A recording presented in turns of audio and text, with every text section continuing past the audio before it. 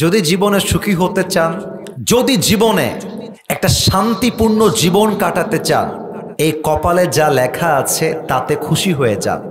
আর কপালে যা লেখা নেই তা নিয়ে কোনো আফসোস করতে যাবেন না। আল্লাহ তাআলা বলেছেন 10 নম্বর পারা সূরাতুত তাওবা, قُل لَّن يُصِيبَنَا إِلَّا مَا كَتَبَ اللَّهُ لَنَا Whatever I have decided for you will must happen. আল্লাহ বলছেন আমি তোমার কপালে যা লিখে রেখেছি এটা ডেফিনেটলি হবে। And whatever I have not decided for you will never ever happen. বান্দারে, আমি তোর কপালে যা লিখে রাখি নাই তা আজীবন পুরো পৃথিবীর সমস্ত শক্তি এক করলো কেউ তোকে দেওয়ার ক্ষমতা রাখে না, কারণ কপালের সমস্ত লেখনী লিখেছে একজন। দেখা যাক আপনাদের জবানে আল্লাহর নামটা আসে কিনা, বলেন তো সবাই তিনি কে? আরেকবার বলেন সবাই তিনি কে? আল্লামা ইকবাল, আমি তার একজন ভক্ত, তার কবিতার ভক্ত। তার কবিতাগুলো পড়লে বুঝলে গায়ের পশমগুলো আমার দাঁড়িয়ে যায়, এত চমৎকার তার লেখনী। ভাষা হচ্ছে তার উর্দু, কিন্তু লেখার গাঁথনি এত মারাত্মক চমৎকার সুন্দর। একজন বাঙালি যে উর্দু ভাষা আহামরি বোঝে না, সেও তার কবিতার পাগল হয়ে যায়, এত চমৎকার তার লেখনী। আল্লামা ইকবালের একটা লেখনী আমি এই মুহূর্তে বলতে চাই আপনাদেরকে, সুখী করবার জন্য, আপনার মনের জ্বালা এবং কষ্টকে দূর করবার জন্য। আল্লামা ইকবাল তার কবিতায় লিখেছেন, जो नसीब में है वो कभी छिन नहीं सकता और जो नहीं है वो कभी मिल नहीं सकता, जो चला गया उस पर सब्र आ जाएगा और जो आएगा जिंदगी में उस पर शुक्र आ जाएगा। रब की फैसले अकल से तोले नहीं जाते, ये दिल के यकीन से समझे जाते हैं मेरे दोस्त। जिंदगी में जो बुरा वक्त है वो भी लिखा हुआ है, जो अच्छा वक्त है वो भी लिखा हुआ है। तुम कहते हो कि अगर मेरी जिंदगी में बुरा वक्त आएगा तो मैं क्या करूंगा, तुम कहते हो कि अगर मेरी जिंदगी में बुरा वक्त आएगा तो मैं क्या करूंगा, और मैं तुम्हें कहता हूं सुनो, खुदा पर यकीन रखो, बुरा वक्त ही कभी नहीं आएगा। ठीक ना बोले? আল্লামা ইকবাল লিখেছেন, যা কপালে আছে আসবে, আর যা নাই তা আসবে না। যা হারিয়ে গেছে আলহামদুলিল্লাহ, যা আসবে তাতেও আলহামদুলিল্লাহ। জীবনের ভালো সময়টাও লেখা আছে, খারাপ সময়টাও লেখা আছে। মাঝে মাঝে তুমি হতাশ হয়ে যাও, আয় হায় হায় হায় কালকে কি খাবো, কালকে কি হবে, আয় হায় হায় হায় আমার ছেলের কি হবে, আয় হায় হায় হায় আমার মেয়ের বিয়েটা কি আদৌ হবে কিনা, যুবকদের টেনশন, আদৌ পরীক্ষায় পাশ করব কিনা, ক্যারিয়ারে ভালো কিছু করতে পারবো কিনা। আরে বেটা, টেনশনের কোনো কারণ নাই। আল্লাহ যদি তোমার কপালে শান্তি লিখে থাকে, কসম খোদার পুরো দুনিয়ার সেই শান্তি কেউ তোমার থেকে চাইলে এক চুল পরিমাণ কাটতে পারবে না। এটার নামই তাকদীরে বিশ্বাস। ঠিক কিনা বলেন?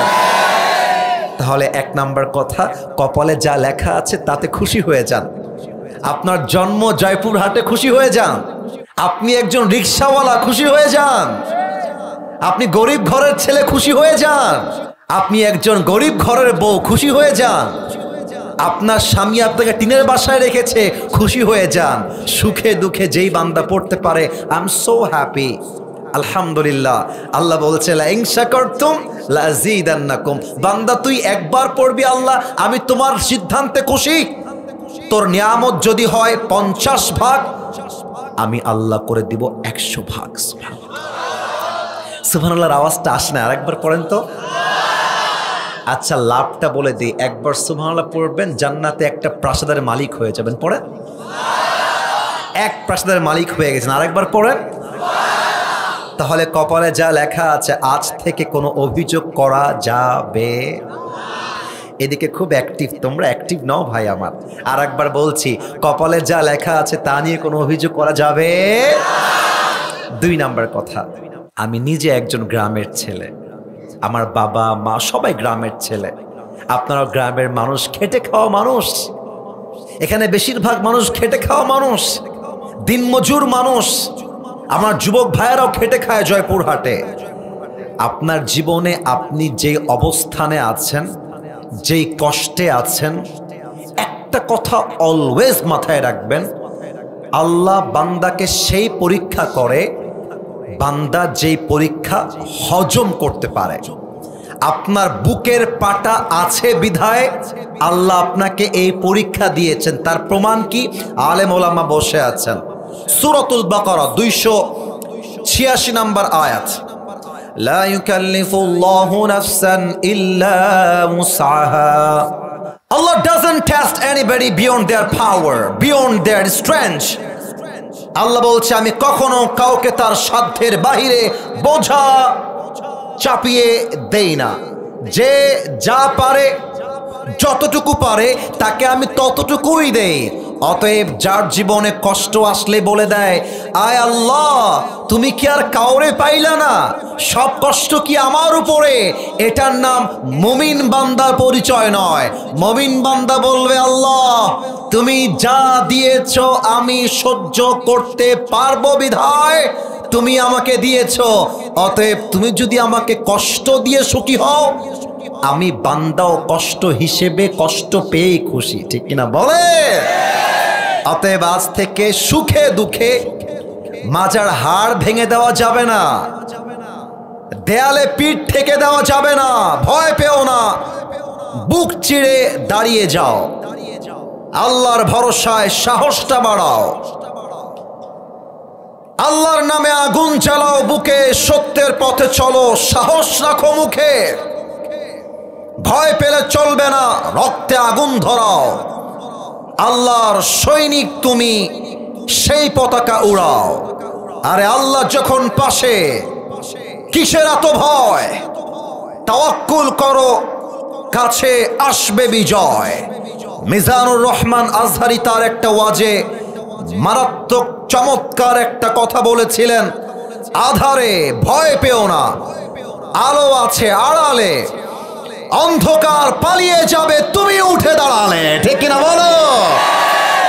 আল্লামা ইকবাল চমৎকার করে লিখেছেন, গম কে বাদ খুশি জরুর আती है और ये खुशी अपनी रब की तरफ से ही आती है।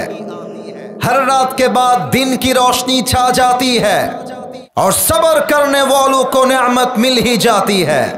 जो दुख में भी रब को याद करता है, रब उसका हाथ कभी नहीं छोड़ता। जो दुनिया से कुछ ना कहे, बस अपनी रब से कहता है, उसकी दुआओं का जवाब खामोशी में आता है। इसलिए जब तुझे दुआ मांगना हो तो उसी से मांग, जब तुझे पुकारना हो तो उसी को पुकार, और जब तुझे भरोसा करना हो तो उसी पर कर, क्योंकि भरोसे के काबिल सिर्फ वही है, वो तेरा रब है, वो तेरा अल्लाह है। ठीक किना बोले? আমার সুখে দুঃখে ভরসা বন্ধুর উপরে নয়, নেতার উপরে নয়, আমার ওয়াইফের উপরে নয়, বাবার উপরে নয়, মায়ের উপরে নয়। আমার সুখে এবং দুঃখের সাথী এক সত্তা, তিনি কে?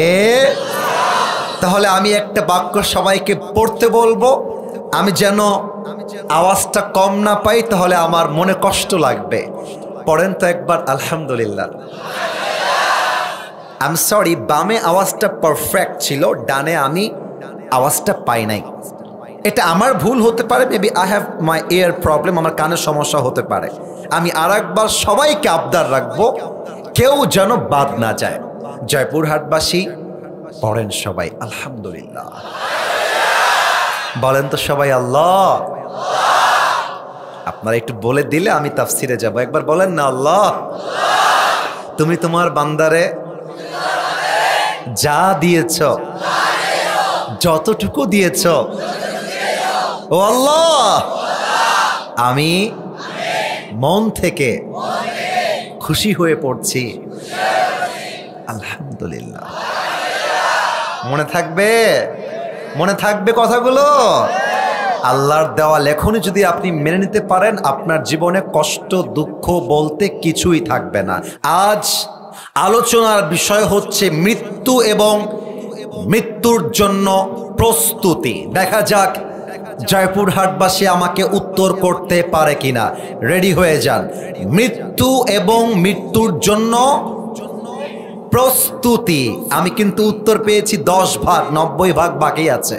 আবারও বলছি, আজ আলোচনার বিষয় হচ্ছে মৃত্যু এবং মৃত্যুর জন্য প্রস্তুতি। আপনারা জাস্ট প্রস্তুতি বলবেন, আমি এতেই হ্যাপি হয়ে যাব। আমার আহামরি কোনো চাওয়া পাওয়া নেই। আজ তাফসীরের বিষয় হচ্ছে মৃত্যু এবং মৃত্যুর জন্য রাইট আনসার। এবার আসুন আমরা আলোচনা কোরআন থেকে শুরু করি। আগে একটা প্রশ্ন করি, মরতে যে হবে বিশ্বাস আছে?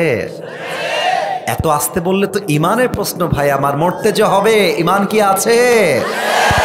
বিশ্বাস কি আছে? কোরআনুল কারীমের সূরাত আলে ইমরানের 185 নম্বর আয়াত আল্লাহ তাআলা কি বলছেন খেয়াল করেন। আল্লাহ বলছেন, বান্দা শোনো, কুল্লু নাফসিন যায়িকাতুল মাউত, everyone has to take the test of death. প্রতিটা মানুষকেই মৃত্যুর স্বাদকে গ্রহণ করতে হবে, চাই সে মানুষ হোক কিংবা যে কোনো প্রাণী হোক। এবার একটা প্রশ্ন করছি, উত্তর দেওয়ার সময় ঠাস করে উত্তর দিবেন না, বুঝে বুঝে উত্তর দিবেন। মনে করেন যে আমি জয়পুরহাটের একজন নির্বাচিত এমপি, এক্সাম্পল, উদাহরণ দিচ্ছি। আমার ব্যাংকে প্রায় 300 কোটি টাকা আছে, আমার নিজের টাকা। জয়পুরহাটে, নওগাঁয় আমার কয়েকশো বিঘা জমি। আমাকে পুলিশ প্রোটোকল দেয়, র্যাব প্রোটোকল দেয়, আর্মি প্রোটোকল দেয়। আমি যদি বলি আমার ক্ষমতা দিয়ে, টাকা দিয়ে মৃত্যুর থেকে আমি পালিয়ে যাব, মালাকুল মউত থেকে আমি পালিয়ে যাব, পালিয়ে যাওয়া কি যায়? সূরাতুল জুমআহ 28 নম্বর পারা, সূরাতুল জুমআর 8 নম্বর আয়াত আল্লাহ তাআলা বলছেন, ও নবী, قل إن الموت الذي تفرون منه فإنه ملاقيكم. Oh my prophet, tell your ummah they want to escape from the death, but they will never ever able to be escaped from the death. আল্লাহ বলছেন, নবী হে বলে দেন আপনার উম্মতদেরকে, তারা কি মৃত্যু থেকে পালাতে চায়? অসম্ভব। সূরাতুন নিসা আরেকটা আয়াত, 78 নম্বর আয়াত, আইনামা তাকুনু ইউদরিকুমুল মাউত ওয়ালাউ কুনতুম ফি বুরুজিম মুশাইয়াদা। মৃত্যু তোমাকে পাকড়াও করবে, যদিও বা তুমি সুদৃঢ় সুরঙ্গ খুঁড়ে পালিয়ে যাও, তবুও তোমাকে মালাকুল মউত দিয়ে পাকড়াও করবে একজন। বলেন সবাই, তিনি কে? ডানে তোমরা কয়েকজন কথা বলছো, ইটস রিয়েলি ক্রিয়েটিং ডিস্টারবেন্স। না না না, আমি বলছি আব্বাজান ভাইয়েরা, আমি বলছি না, ওরা যুবক, ওদেরকে ভালোবাসা দিয়ে বোঝাতে হবে। তোমরা যারা দাঁড়িয়ে আছো দাঁড়ায় থাকো, I don't have any objection, আমার কোনো বাধা নেই। তোমরা যেভাবে ওয়াজ শুনতে মনে চায় শোনো, কিন্তু গল্পের কোনো আওয়াজ যেন আমার কানে না আসে। This is the last warning for you. এখানে মুরব্বীরা চাতক পাখির মতো বসে আছে, যুবকরা পাগলের মতো চোখ দিয়ে তাকায় আছে ওয়াজ শোনার জন্য।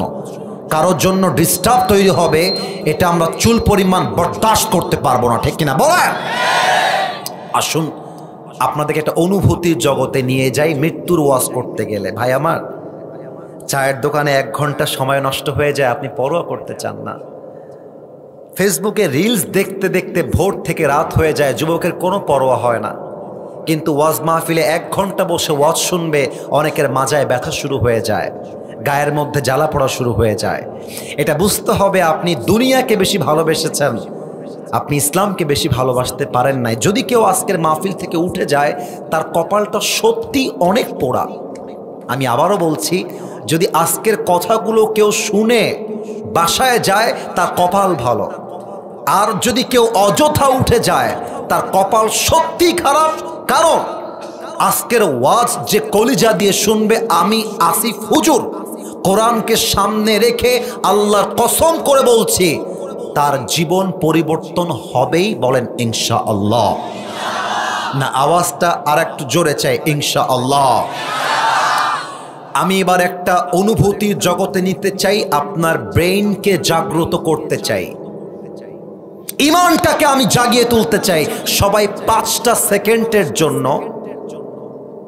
চোখটা বন্ধ করবেন, আমিও করব। সবাই বন্ধ করেন, আমি 1 থেকে 5 গোনার পরে চোখটা খুলবেন। ক্যামেরাম্যান ভাইরাও চোখ বন্ধ করবেন, স্টেজে ভাইরা আবদার আমার চোখটা বন্ধ। যদি চোখ বন্ধ হয়ে যায়, আমি কাউকে দেখতে পাচ্ছি না, আমার বিশ্বাস জয়পুরহাটবাসী আমার আমানত রাখবে, আমার কথা রাখবে। আমি 1 থেকে 5 গুনছি, গোনা শেষ হবে, চোখ খুলবেন। 1, 2, 3, 4, 5। সবাই চোখ খোলেন। এই মুহূর্তে চোখ খুলে নিজে প্রশ্ন করেন, যদি আমি এখন আজকে এই মুহূর্তে মারা যাই, আমার মালাকুল মউত চলে আসে, আমি কি আমার জীবনে এমন কোনো আমল করেছি যে আমল দ্বারা আমি জান্নাতি হতে পারবো? নিজেকে প্রশ্ন করেন, নিজেকে বলেন, আমি কি আমার জীবনে এমন কোনো আমলের কাছে গেছি যে আমলের দ্বারা এখনই মৃত্যুর পরে আমার জন্য জান্নাতের ফয়সালা হয়ে যাবে? যদি আপনার মন বলে ইয়েস, আমি এমন একটি আমল করেছি যে আমলের দ্বারা এখনই জান্নাত পাবো, দেন আপনার জন্য আমার আজকের ওয়াজ নয়। কিন্তু যদি আপনার মন বলে না, আমি তো আমার জীবনে এমন কোনো আমল করি নাই যে আমি এখনই মারা গেলে জান্নাতি হতে পারবো, যদি আপনার মন বলে না, আমি তো এমন কোনো নেক আমল করতে পারি নাই যে আমার কবরটা জাহান্নামের বাগান হবে না, আমি তো এমন কোনো আমল করি নাই, তাহলে আপনি এখনো দাড়ি কাটেন কেন? তাহলে আপনি এখনো সুদ খান কেন? তাহলে আপনি এখনো চায়ের দোকানে বসে বসে বিড়ি টানেন কেন? তাহলে আপনি এখনো চায়ের দোকানে বসে বসে সিনেমা দেখেন কেন? এই যুবক ভাইরা, বলো তো তোমরা আমাকে, তুমি যে এখন মরবা না, যুবক বলে মরবা না, এমন কোনো গ্যারান্টি কি তোমার কাছে আছে? তাহলে তুমি পর্নোগ্রাফি দেখো কেন? হারাম প্রেম করো কেন? কিসের ওয়েট করছো তুমি? কার অপেক্ষা? ইয়াকুব আলাইহিস সালাম, মালাকুল মউতের সঙ্গে তার একটা বন্ধুত্ব ছিল। এটা আমি শুনেছিলাম পাকিস্তানের একজন টপ ফেমাস স্কলার, নাম হচ্ছে মাওলানা তারিক জামিল। অসাধারণ কথা তা। उन्हें बोलें जी याकूब एक दिन मलकुल मौत से कहा कि ऐ मलकुल मौत, मैं तुम्हारे पास एक रिक्वेस्ट करना चाहता हूं, एक दाबी आछे आमार। की दाबी बोलें? आमार दाबी हलो तुमी जखन रूह कबज करते जाओ काउके खबर ना दिए चले जाओ, किन्तु आमार दाबी हलो जखन तुमी आमार रूह कबज करते आसबा तार आगे एक कासेट বার্তাবাহক পাঠায় দিবা যে আমাকে ডাক দিয়ে বলবে, হে ইয়াকুব, তোমার মৃত্যুর সময় হয়ে গিয়েছে, মৃত্যুর জন্য প্রস্তুত হয়ে যাও। আমি সাথে সাথেই মৃত্যুর জন্য প্রস্তুত হয়ে যাবা। ইয়া মালাকুল মউত, হে মালাকুল মউত, বলো তুমি আমার এই আবদার রাখতে পারবা কিনা? মালাকুল মউত ডাক দিয়ে বলছেন, এ ইয়াকুব, ये तो कभी भी नहीं हो सकता। मौत से पहले किसी को कोई खबर नहीं होता, हम किसी को कोई खबर ही नहीं देते। आमी तो कखनो काउके मृत्युर आगे खबर देई ना, तबे आल्लाह रब्बुल आलामीन मानुषेर देहेर प्रत्येकटा अंगे प्रत्यंगे मृत्युर जन्य खबर दिएছেন। केमन करे आमी एकटु बुझाई देई, आमाके एकटु एकटा मिनिट चोख दिए भालो करे ताकान। আমার যে মাথায় চুল আছে, আমার প্রাণ প্রিয় জয়পুরহাটবাসী জবান দিয়ে উত্তর দিবেন, দিল থেকে উত্তর দিবেন। আমার এই মাথার চুলটা কি সাদা না কালো? আর একটু জোরে, সাদা না কালো? আমার মুখে এই যে দাড়ি, এটা কি সাদা না কালো? আমি যখন 70 বয়সে পা রাখবো, 60 বছর বয়সে পা রাখবো, বুঝে বলবেন না, বুঝে বলবেন না, তখন কি আমার এই চুলগুলো আজকের মতো কালো থাকবে না সাদা হয়ে যাবে? সাদা হয়ে যাবে। মালাকুল মউত বলছে, হে ইয়াকুব, কালো চুলের পরে সাদা চুল, শক্তিশালী চোখের পরে দুর্বল চোখ, টনটনে চামড়ার পরে ভাঁজ পড়ে যাওয়া চামড়া, শক্তিশালী দুর্বলের পরে কোমর হয়ে গেল দুর্বল। প্রত্যেকটা ধাপ মানুষকে খবর দেয়, এই তোর সময় কিন্তু শেষ হচ্ছে। চুলটা সাদা হয়, বলে এই ভাই স্টপ, থেমে যা, চুল তো সাদা হয়ে গেল, আর কত রে বাবা। আজ এই চোখ দিয়ে দূরে দেখা যায়, 60 বছরে পা রাখলে সামনে কিছু দেখা যায় না, আবজা আবজা হয়ে যায়। এই দুর্বল চোখ আমাকে স্মরণ করিয়ে দেয়, এই দুনিয়ার জীবনটা জাস্ট খেল তামাশা ছাড়া আসল ঠিকানা দুনিয়ার জীবন হতে পারে না, ঠিক কিনা বলে? পৃথিবী আমার আসল ঠিকানা নয়, মরণ একদিন মুছে দেবে সকল রঙিন পরিচয়। পৃথিবী আমার আসল ঠিকানা নয়, মিছে জীবনের বন্ধন, মিছে মায়া সেন প্রীতি বন্ধন, মিছে জীবনের রংধনু সাত রং, মিছে জীবনের রংধনু সাত রং, মিছে জীবনের বন্ধন। পৃথিবী আমার আসল ঠিকানা নয়, মরণ একদিন মুছে দেবে সকল রঙিন পরিচয়। পৃথিবী আমার আসল ঠিকানা নয়, ঠিক কিনা বলে? প্রত্যেকটা মুহূর্তে আপনার দেহ আপনাকে স্মরণ করাচ্ছে তোমার সময় শেষ, মৃত্যুর জন্য প্রস্তুত হয়ে যাও। এবার আসেন, আমি বলতে চাই মৃত্যুটা আসলে আসবে কেমন করে, মৃত্যুটা আসলে হবে কেমন করে। এই জয়পুরহাটবাসী, আমার কথা কি বোঝা যায় না? আপনারা বললে আমি ওয়াজটা সামনে আগাতে চাই, কথা কি বোঝা যায়? আচ্ছা, মৃত্যু আসবে দুই ভাবে। নামাজি বান্দার মৃত্যু হবে একরকম, বেনামাজি বান্দার মৃত্যু হবে আর এক রকম। যে সুদখোর তার মৃত্যু হবে একরকম, যে সুদ মুক্ত তার মৃত্যু হবে আর এক রকম। প্রথমে আমরা জানতে চাই নামাজি বান্দার মৃত্যু কেমন হবে। এই হাদিসগুলো শুনলে নামাজি যারা আছেন আপনার কলিজা জুড়ায় যাবে। আল্লাহ রসুল বলেছেন, নামাজি বান্দার সামনে যখন মালাকুল মউত আসবে, তার চেহারা হবে ধবধবে তাজা যুবকের মতো, জামার পোশাক হবে সাদা জুব্বা। নামাজি বান্দার সামনে এসে মালাকুল মউত দাঁড়িয়ে যাবে আর মুচকি হাসি দিয়ে বলবে, ইয়া আইয়াতুহান নাফসুল মুতমাইন্না উখরুজি ইলা মাগফিরাতিল্লাহি ওয়া রিজওয়ানি। এই নামাজি বান্দা, বের হয়ে আসো। নামাজি বান্দা ডাক দিয়ে বলবে, কোথায় বের হব, কোথায় আমার ঠিকানা? হাদিসে আসছে মালাকুল মউত ডাক দিয়ে বলবে, ইলা মাগফিরাতিল্লাহি ওয়া রিজওয়ানি। আরে আসো, তোমার জন্য আল্লাহর জান্নাত অপেক্ষায় অপেক্ষমান রয়েছে। সুবহানাল্লাহ পড়বেন না তো সবাই? আচ্ছা, এবার একটু আমার ডান হাতটা দেখবেন। আমি এটা হটাইলাম, হাদিসটা প্র্যাকটিক্যালি বোঝাতে চাই, and not a different issue. এটা ভিন্ন কোনো আমার উদ্দেশ্য নেই। মালাকুল মউত নামাজি বান্দার রুহুকে কবজ করবার জন্য ডান হাত বাড়াবে। আওয়াজ যদি যায় একটু বলবেন, বাম হাত না ডান হাত? এটা নামাজি বান্দার জন্য।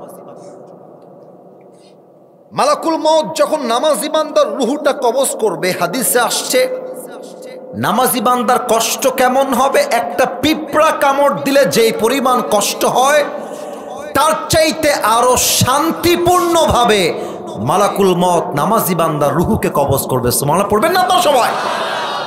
এবার আসেন, বেনামাজির রুহুটা কত মারাত্মকভাবে কবজ হবে। এখানে অনেকে আছেন, আমাকে মাফ করে দিবেন, আমি কথাটা বলছি আপনাকে আঘাত করবার জন্য না, আমি আবারও বলছি আপনি আমাকে মাফ করে দিবেন। এখানে অনেক লোক বসে আছেন যার পকেটে এখন বিড়ির প্যাকেট আছে, এখানে বসে আছে। অনেক যুবক এখানে বসে আছে যার মোবাইল ফোনে এখন খুঁজলে মেয়েদের উলঙ্গ ভিডিও খুঁজে পাওয়া যাবে, এখানে বসে আছে। আমি কিন্তু আঘাত দেওয়ার জন্য বলি নাই, ওয়াল্লাহি আমি আপনাকে আঘাত দেওয়ার জন্য বলছি না। এখানে অনেক যুবক বসে আছে, যে যুবক এই সপ্তাহে একটা মেয়ের সঙ্গে পার্কে গিয়ে প্রেম করে আসছে, এখানেই বসে আছে।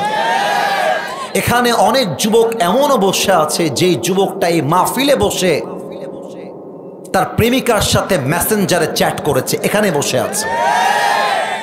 আমি তোমাকে আঘাত করার জন্য বলছি না, আমার কথাগুলো বোঝো, আমার কথাগুলো একটু বোঝার চেষ্টা করো। এইরকম বেনামাজির সামনে, যার মুখে দাড়ি নাই, নামাজ নাই, নবীর সুন্নত নাই, আজীবন হারাম খেয়েছে, হারাম পথে চলেছে, ও যখন মালাকুল মওতের চেহারা দেখবে, আমার বডিটা খেয়াল করবেন, আমার বডি দেখবেন, আমি হাদিসটা বুঝাই দিচ্ছি, থর থর থর থর করে কাঁপবে। মালাকুল মওতের ভয়ঙ্কর চেহারা, বেনামাজির চোখটা উল্টায় যাবে, মুখ দিয়ে সাদা সাদা ফেনা বের হওয়া শুরু হয়ে যাবে, থর থর থর থর করে কাঁপবে। মালাকুল মওতের চেহারা হবে নীলাভ বর্ণের চেহারা, নীল হবে তার দেহের রং, চোখটা হবে লাল টকটকে, দেহের জামা হবে কালো পোশাক। ওই বেনামাজি মুরব্বী, বেপর্দা নারী, হারাম কাজে লিপ্ত থাকা যুবক মালাকুল মওতকে দেখে চোখটা উল্টায় যাবে, আর ঠোঁটের এই পাশ দিয়ে সাদা সাদা ফেনা বের হওয়া শুরু হয়ে যাবে। আমি নিজে এমন মৃত্যু আমার চোখে দেখেছি, আমি নিজে দেখেছি, এমনে ফেনা বের হবে সাদা সাদা। এবার মালাকুল মওত তার দিকে চোখ তুলে তাকিয়ে একটা ধমক দিয়ে বলবে, ইয়া আইয়াতুহান নাফসুল খাবিসা উখরুজি ইলা গাদাবিল্লাহ। মালাকুল মওতের ডাক, হে বেনামাজি বের হয়ে আয়, বের হয়ে আয়। বেনামাজির রুহটা বের হয়ে একবার ডান দিকে দৌড় দিবে, বাম দিকে দৌড় দিবে, পেছনের দিকে দৌড় দিবে। এবার আমার বাম হাত দেখবেন, মালাকুল মওত he will take his hand step back. মালাকুল মওত তার হাত পেছনের দিকে নিয়ে একটা বেনামাজির রুহের দিকে থাবা মারবে, আর যখন রুহটাকে এমন করে টেনে ছিঁড়ে বের করবে, হাদিসে আসছে একটা জীবিত ছাগলকে যাবেহ না করে তার চামড়া যদি কেউ ব্লেড দিয়ে এমনি ছ্যাঁচড়ায় ছ্যাঁচড়ায় ছিঁড়ে ফেলে, ওই ছাগলটার যে পরিমাণ কষ্ট হয় তার চাইতে 70 গুণ বেশি কষ্ট দিয়ে বেনামাজির রুহুকে কবজ করা হবে। বলেন সবাই নাউজুবিল্লাহ।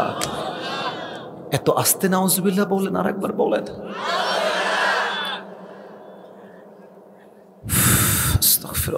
আল্লাহ, আমি তোমার কাছে দোয়া করছি, আল্লাহ তুমি আমাকে সহ আমাদের সবাইকে এই মৃত্যুর আযাব থেকে বাঁচায় দিও। পড়েন সবাই আমিন। আহা, আমার জামা কাপড় যখন আমি পরি, আল্লাহ তাআলা আমাকে সামর্থ্য দিয়েছেন, আমি জুব্বা পরলে দামি জুব্বা পরি, পাঞ্জাবি পরলে দামি জুব্বা পরি, পাঞ্জাবি দামি পরি, সব আমি দামি পরা ট্রাই করি। ব্যাপারটা এরকম নয় যে আমি খুব দুনিয়াদার মানুষ, ব্যাপারটা হচ্ছে আলেমরা যারা থাকে এদেরকে স্মার্ট থাকতে হয়, কারণ মানুষ যেন শিখতে পারে ইসলাম মানে খ্যাত নয়, ইসলামের মতো স্মার্ট ধর্ম আর কোনোটাই হতে পারে না, ঠিক কিনা বলে? কিন্তু আমি ভাবি, ইসরে এই যে দামি জুব্বাটা পরে আছি, টুপিটা দামি পাকিস্তানি টুপি, এত ব্র্যান্ডের ওয়াচ ঘড়ি পরে আছি, ব্র্যান্ডের রিং পরে আছি, মরার সাথে সাথে জামাগুলো ব্লেড দিয়ে ছিঁড়ে ছিঁড়ে কেটে ফেলা হবে। এত চাকচিক্য পোশাক খুলে একটা সাদা কাফনের কাপড়ে প্যাকেট করে দেওয়া হবে। আজকে যে মেয়েগুলো রাস্তাঘাটে নেচে বেড়ায়, টিকটকে নেচে বেড়ায়, একটা লাইক পাওয়ার জন্য, কমেন্ট পাওয়ার জন্য মেয়েরা প্রতিবন্ধীর মতো নেচে বেড়ায়। যুবক ভাইরা ঠিক কিনা বলো? এই মেয়েটা মৃত্যুর সাথে সাথে তার দেহের জামা খুলে জাস্ট 5 পার্টের একটা সাদা কাফনের কাপড়ে প্যাকেট করা হবে। এই জীবনটা চাকচিক্যের জীবন নয়, এই জীবন হচ্ছে সেই জীবন যেই জীবনটা হবে একমাত্র আমার কবরের জন্য, একমাত্র আমার আল্লাহর জন্য, একমাত্র আমার নবীর জন্য। ঠিক কিনা বলে? রূপেরই গৌরবে সাজিয়াছো সাজ। আমি কি বলবো নাকি বলবো না? না, আপনারা মনে হয় রাগটা করেছেন, থাক না। আমার কথা কি কোনো ভুলভাল আমি বলেছি প্রিয় ভাইয়েরা আমার? আচ্ছা, আমি একটু প্রশ্ন করে গানটা গাইতে চাই।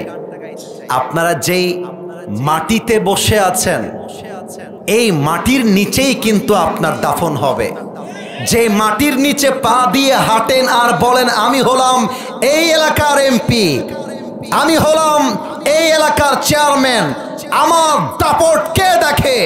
আমার দাপটে কারা বেপরোয়া ভাব করে ওর চোখ তুলে ফেলবো, হাত ভেঙে ফেলবো। এই এমপিকেও মৃত্যুর পরে 3.5 হাত মাটির মধ্যে দাফন করে দেওয়া হবে। ঠিক কিনা বলেন? একদিন মাটির ভেতরে হবে ঘর রে মন আমার, কেন বাঁধো দালান ঘর। একটু গাইবেন না আমার সাথে? একদিন মাটির ভেতরে হবে ঘর রে মন আমার, কেন বাঁধো দালান ঘর। ঠিক কিনা বলে? রূপেরই গৌরবে সাজিয়াছো সাজ, সোনা দানা কত কি আর রাজকী পোশাক। যেদিন প্রাণ চলে যাবে সবই পড়ে রবে, যেদিন প্রাণ চলে যাবে সবই পড়ে রবে, গায়ে দেবে মার কিন থন রে মন আমার, কেন বাঁধো দালান ঘর।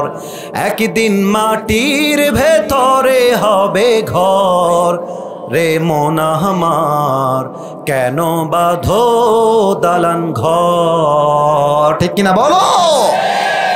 এবার যখন মাটির ভেতরে রাখা হবে, এবার বলেন কিতাবটার নাম? তোমরা উত্তর দাওনি, আর একবার কিতাবটার নাম? আল্লাহ বলবে ফেরেশতা থাম, থেমে যা, আমার বান্দাকে আর কোনো প্রশ্ন করতে যাস না। ওয়ায়ুফতাহু লাহু বাবুম মিন বাবি আহলিল জান্নাহ, আমার বান্দার কবরের সাথে এই মুহূর্তে তোরা জান্নাতের দরজা খুলে দে। সুবহানাল্লাহ বলেন।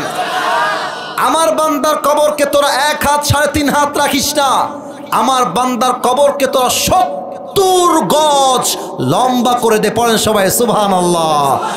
কবরের জন্য, মৃত্যুর জন্য প্রথম প্রস্তুতির নাম হচ্ছে তাওবা। তাওবা মানে কি? Go back to your Lord. আমি যা করেছি আমার পাপ হয়ে গেছে, আল্লাহ কেউ জানে না, তুমি জানো। আল্লাহ রে, আমি তোমার কাছে দিল থেকে তওবা করছি, আল্লাহ তুমি তোমার এই অধম বান্দার জীবনের সব গুনাহ মাফ করে দাও। পড়েন সবাই আমিন। এবার বলেন তো, আমাদের জীবনে গুনাহ আছে না নাই? আরো জোরে বলেন, আছে না নাই? আমাদের জীবনে পাপ অন্যায় আছে না নাই? কেউ না জানলেও জানে একজন, বলেন সবাই তিনি কে? পৃথিবী না জানুক আমি তো জানি, আমি কি পাপ করেছি হায়। আমার পাপের করলে বিচার, বাঁচার আমার নাই উপায়। দয়াময় প্রভু মাফ করো আমায়, মাফ করো আমায়। পড়েন সবাই আমিন। এবার বলেন তো আমার কলিজার টুকরা জয়পুরহাটবাসী, আমি যদি আজকে মাহফিলের মধ্যে একটা ফোন চুরি করি, এই যে ডান পাশে, এই ভাইজান, এটা ঠিক না। তাহলে কিন্তু আমি দোয়া করে দিব। একজন উঠে গেছে আমার চোখের সামনে দিয়ে, আমি বলে দিচ্ছি, মাই ওয়াদা is done, my time is done, it's over. আমার টাইম শেষ। আমি ওয়াজ করছি একটাই কারণ, আমার মনে হচ্ছে মানুষগুলো কলিজা দিয়ে আমার ওয়াজগুলো শুনছে, ঠিক কিনা বলে? আর একজন যদি উঠে যায়, ওয়াল্লাহে আমি ওখানে দোয়া করব, ওখানেই ওয়াজ শেষ হবে। আমি আপনার জন্য আমার কলিজা শুকায় ওয়াজ করতেছি, আমার ভেতরে ঘেমে গেছে। আমি প্রায় 8 ঘন্টার জার্নি করে আসছি, মাঝে একটু রেস্ট হয়েছে রাজশাহীতে। আমি এতক্ষণ ওয়াজ করব আর আপনি উঠে যাবেন, তাহলে তো হইল না ভালোবাসার মানটা। আমি আবারও বলছি, 2টা কথা বলতে চাই, এটা বলেই দোয়া হয়ে যাবে। কেউ যেন বাম থেকে, সামনে থেকে, ডান থেকে উঠে না যায়, হটে না যায়। তাকবীর দেন, লিল্লাহি তাকবীর। আমি যদি একটা মোবাইল ফোন চুরি করি, আমার ভাই আমাকে এত ভালোবাসা দিচ্ছে, ভাই বলবে হুজুরকে তোমরা জেলে দিয়ে দাও। কথার কথা। কারণ কি? আমি চোর, আমি চুরি করেছি। এখন বোঝার চেষ্টা করেন, জয়পুরহাটে আমার নামে মামলা হলো, জেলার মধ্যে আদালতে আমাকে রাখা হলো যে বিচার হবে। এখন আমার জেল দেওয়া হলো মোটামুটি মনে করেন যে 3 মাসের জেল। কথার কথা 3 মাসের জেল। আমি বের হয়ে গেলাম জেল খেটে 3 মাস পরে। এখন জেল থেকে বের হয়ে জয়পুরহাটের শহরে গিয়ে একটা বাইক চুরি করলাম, আবার জেলে। বের হলাম, ইফটিজিং করলাম, আবার জেলে। ঢুকি বের হই। এখন জেলার যে আছে আদালতের দায়িত্বে কিংবা জেলখানার দায়িত্বে, তারা দেখছে এই আসামি যেন তেন আসামি নয়, আসে যায়। এটা হচ্ছে দাগি আসামি, দাগি চোর, দাগি ডাকাত। গ্রামের ভাষায় এভাবে আমরা বলি, খুলনার ওদিকে। দাগি আসামি মানে কি? আপনার নামটা ব্ল্যাক লিস্টে যাবে, ব্ল্যাক লিস্টে। মানে এই আসামিটা কন্টিনিউ আসামি, এমন আসামি যে বের হয়ে গেল চোখে চোখে রাখতে হবে, কখন জানি কি করে বসে। কথা কি বোঝা যায় নাকি যায় না? তার মানে দুনিয়াতে অন্যায়ের সিস্টেমটা হলো, আপনার নামটা আসামির খাতার থেকে কেটে যায় না। আপনি একবার পাপ করলে মানুষের চোখে কালার হয়ে যান, আপনার চরিত্রটা নষ্ট হয়ে যায় মানুষের চোখে, আর আপনার নামটা আসামির খাতায়, জেলখানায় আমরণ থেকে যায়। আল্লাহ বলছে, বান্দা এবার আমার নিয়মটা শোন, তুই 1000 অন্যায় করবি আর একবার বলবি আল্লাহ আস্তাগফিরুল্লাহ। আমি আল্লাহ শুধু মাফ করে দিব তা নয়, আমি আল্লাহ তোকে মাফও করে দিব, আসামির খাতার থেকে তোর নামটা মুছে দিয়ে তোকে আমি নিষ্পাপ বান্দা হিসেবে কবুল করে নিব। এত আস্তে সুবহানাল্লাহ পড়লে তো আমার মনটা ভরবে না। আরেকবার পড়েন। প্রমাণ কি? আত্তাইবু মিনা যামবি কামান লা যামবা লাহ। যে গুনাহ থেকে তওবা করে সে যেন এমন হয়ে যায় যেন সে কখনো গুনাহটা করে নাই। সুবহানাল্লাহ পড়বেন না আপনারা? কিফিল এক যুবকের নাম, বনি ইসরাইলের এক যুবকের নাম কিফিল। এই যুবকটা প্রত্যেক দিন জেনা করত, নারী নিয়ে এসে ভাড়া করে এসে জেনা করত। প্রত্যেক দিন নতুন নতুন মেয়ের সাথে জেনা করত। একদিন ওই যুবকটা একজন মেয়েকে নিয়ে আসছে, সুন্দরী, অনেক সুন্দরী। তো কিফিল যখন জেনা করার জন্য ঘরে ঢুকেছে, কিফিল দেখছে মেয়েটা খাটের উপরে বসে বসে 2 চোখের পানি ছেড়ে কান্না করছে। কিফিলের মনে একটা আঘাত লেগেছে। কিফিল বলছে, এই বোন, ওয়াই ইউ আর ক্রাইং? তোমার চোখে পানি কেন বোন? তো মেয়েটা বলছে, হে কিফিল, আমি কোনো পতিতা নই, আমি কোনো প্রস্টিটিউট নই, আমি কোনো খারাপ বংশের মেয়ে নই, আমি ভালো বংশের মেয়ে, আমি চরিত্রবান মেয়ে, কিন্তু আমার অভাব, আমার ক্ষুধার যন্ত্রণা আজকে আমাকে এই অবস্থায় নিয়ে আসছে। আমি আসলে এরকম মেয়ে নই। এই কথা বলে মেয়েটা চিৎকার করে চোখের পানি ছেড়ে কিফিলের সামনে কান্না শুরু করে দিয়েছে। কিফিলের মনে হেদায়েতের নূর জ্বলে উঠেছে। কিফিল বলছে, এই বোন, টেনশন নাই, যাও, আমি তোমাকে টাচ পর্যন্ত করব না, তোমাকে আমি পবিত্র নিয়ে আসছি, আমি তোমাকে পবিত্র করেই ছেড়ে দিলাম। সুবহানাল্লাহ পড়বেন না আপনারা? মেয়েটা বের হয়ে গেছে, আর কিফিলে কলিজায় দাগ টেনে গেছে। ইসরে, আমি কত মেয়ের ইজ্জত নষ্ট করেছি, আমি কত মেয়ের সতীত্ব কেড়ে নিয়েছি, আমি কত মেয়ের সাথে আজ অব্দি জিনা করেছি। কিফিল সেই জায়গা থেকে মন থেকে আল্লাহকে বলছে, আল্লাহ তোমার এই কিফিল, তোমার এই অধম বান্দা তোমার কাছে দিল থেকে তওবা করছে। আল্লাহ তুমি যদি আমার তওবা কবুল করো, তুমি আমাকে এই মুহূর্তে উঠিয়ে নাও।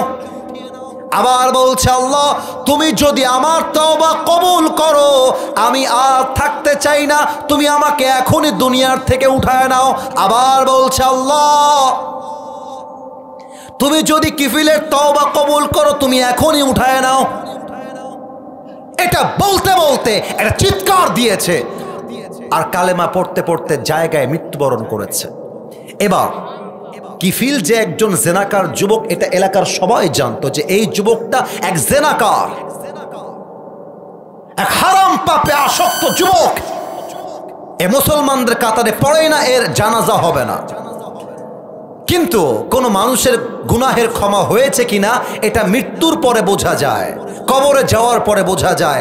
আল্লাহ কিফিলের তওবা এমন ভাবে কবুল করেছে, আল্লাহ কিফিলের বাড়ির সামনের গেইটে গায়েবী ভাবে লিখে দিয়েছেন। এটা ইসরায়েলি বর্ণনা, ইসরায়েলের বর্ণনা বলা জায়েজ, এটা খারাপ কিছু না। ওখানে আল্লাহ লিখে দিয়েছেন, কিফিলের জন্য আমি আল্লাহ সব গুনাহ মাফ করে দিয়েছি। সুবহানাল্লাহ পড়বেন না আপনারা সবাই মিলে? এলাকার লোক যখন ওই পাশ দিয়ে যাচ্ছে তখন দেখছে আরবিতে লেখা আছে গুফিরুজ যুনুব লিল কিফিল, কিফিলের সব গুনাহ মাফ। মানুষগুলো অবাক হয়ে গেছে, গেটে ঢুকেছে, দেখছে কিফিলের লাশটা পড়ে আছে আর কিফিলের মুখে একটা মুচকি হাসি লেগে আছে। এই জয়পুরহাটবাসী, একটা যুবক যে আজীবন জিনা করেছে, জাস্ট একবার দিল থেকে তওবা করার জন্য আল্লাহ মাফ করে দিয়েছে। ওই আল্লাহ এখনো আছে না নাই? ওই আল্লাহ আপনার আমার তওবা কবুল করতে পারে কি পারে না? তাহলে একটু ওয়াদা করি আল্লাহর কাছে, বলেন সবাই আল্লাহ। আর একটু জোরে ডাক দেন না আল্লাহকে, আল্লাহ। এই হাতটা বুকে রাখেন, সবাই রাখেন, বুকে রাখেন। এবার আল্লাহ। আবার কবে ডাকতে পারবেন, আবার কবে কি করবেন, নামাজ আদৌ পড়বেন কিনা আমি জানি না, তবে আজকে একটা চান্স পেয়েছি আল্লাহকে পাওয়ার, আজকে একটা চান্স পেয়েছি তওবা করার। হতে পারে যাওয়ার সময় আমার মৃত্যু হয়ে যেতে পারে। আমরা আল্লাহকে আর একবার ডাক দিই, আল্লাহ তোমার শাহী দরবারে দিল থেকে তওবা করছি। ও আল্লাহ তুমি আমার জীবনের সব গুনাহ, এবার যে বাক্যটা বলতে বলবো দিল থেকে আল্লাহকে বলবেন, আল্লাহ মাফ করে দাও, আরেকবার মাফ করে দাও। বলেন সবাই আমিন। হাত নামান। শেষ কথা বলেই আমরা দোয়া করে দিব। 2 নাম্বার কথা হচ্ছে, মৃত্যুর প্রস্তুতি তখন নিতে পারবেন যখন আপনার মনে আল্লাহর ভয় বা তাকওয়া থাকবে। তওবা সে করতে পারে, আমি আবারও বলছি, লাস্ট শেষ ভালো যার, সব ভালো তার। তওবা সে করতে পারে যার মনে তাকওয়া আছে। আমি জিনা করলাম কিন্তু এটাকে আমি হারামি মনে করলাম না, আমি তওবা করব কেমন করে? আমি পর্নোগ্রাফি দেখলাম, উলঙ্গ ভিডিও দেখলাম, এটাকে আমি হারাম মনেই করলাম না, আমি তওবা করব কেমন করে? আমি দাড়ি কাটছি, কবিরা গুনাহ, প্রত্যেকটা সেকেন্ডে 60টা কবিরা গুনাহ, আমি গুনাহ মনেই করলাম না, আমি তওবা করব কেমন করে? তো গুনাহের অনুভূতি তখন জাগবে যখন বান্দার হৃদয়ে তাকওয়া থাকবে। তাকওয়া মানে কি? তাকওয়ার একদম সার সংক্ষেপ বলে দিয়ে যাই, আজীবন মাথায় রাখবেন। তাকওয়া মানে কেউ দেখে না, কেউ শোনে না, দেখে একজন, তিনি কে? একটু জোরে বললে ভালো হতো। কে দেখে? কেউ বোঝে না, কিন্তু বোঝে কে? আপনি অন্ধকারে পাপ করছেন, কেউ দেখে নাই, কিন্তু আরশে আজিম থেকে দেখেছে একজন। বলেন সবাই, তিনি কে? যাদের হৃদয়ে আছে আল্লাহর ভয়, তারা কভু পথ ভুলে যায় না। আল্লাহর প্রেম ছাড়া এই দুনিয়ায় কারো কাছে কোনো কিছু চায় না, ঠিক কিনা বলে? আল্লাহ তুমি আমাদের সবাইকে তওবাকারী হিসেবে কবুল করো, আমাদের সবাইকে তুমি মুত্তাকি বান্দা হিসেবে কবুল করো। পরে সবাই আমিন।